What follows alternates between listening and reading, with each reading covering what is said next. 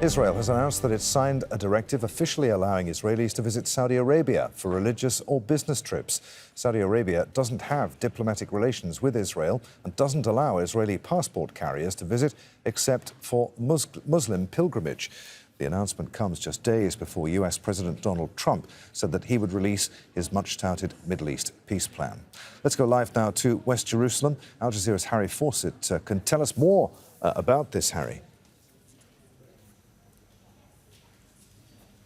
Well, yes, in some respects, this is a formalization of something that has been growing in recent years and especially in recent months in terms of the business ties between Israel and Saudi Arabia, the generally warming relationship. Palestinian Israelis have gone in groups to perform the Hajj pilgrimage as well. But all of this has been done in a pretty clandestine or at least not officially approved way. This, make no mistake, is a very major shift in the public nature of the relationship between Israel and Saudi Arabia. Now Israeli citizens will be able to travel with official invitations from Saudi officials, not just for religious reasons, but also for business visits. The Israeli Interior Ministry saying that Israelis will be able to seek investment opportunities inside Saudi Arabia, and that as long as they have a visa and an official invitation, they will get exit permits from Israel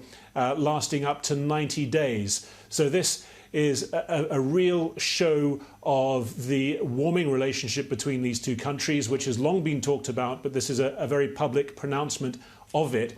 It's also something of a challenge to Saudi Arabia's stance when it comes to normalizing relations with Israel. It is, of course, a signatory to the Arab Peace Initiative, which allows for normalization between Israel and its Arab neighbours only once the Palestinian issue has been settled, with conditions such as Israel pulling out of the occupied territories and Palestinian sovereignty in East Jerusalem. None of those things obviously have happened.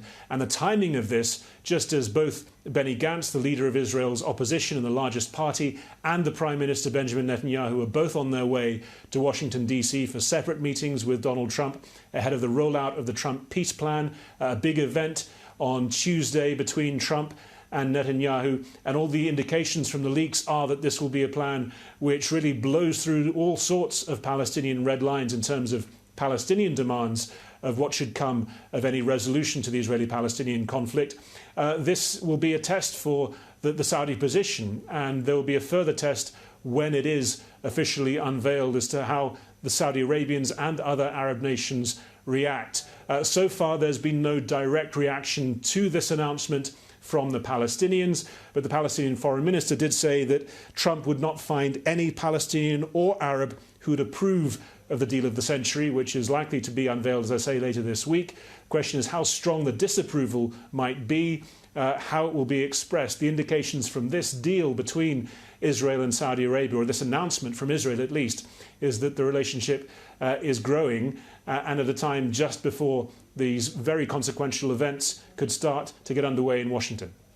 Al Jazeera's Harry Fawcett reporting live from West Jerusalem. Many thanks indeed, Harry.